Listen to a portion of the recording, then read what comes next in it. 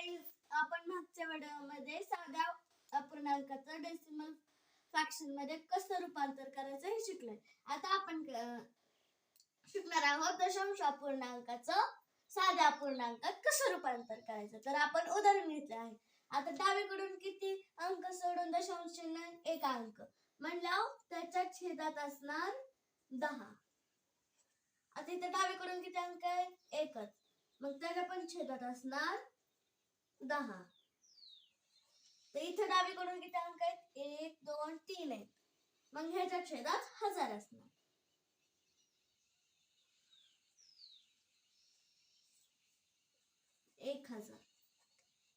तर पहिल्याच उत्तर आपलं आले आहे 2775/10. दुसऱ्याचं उत्तर आले आहे 553/10.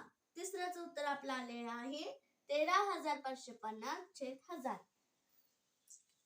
Bye bye. जर तुम्हाला व्हिडिओ आवडला असेल तर लाईक आणि सबस्क्राईब नक्की करा.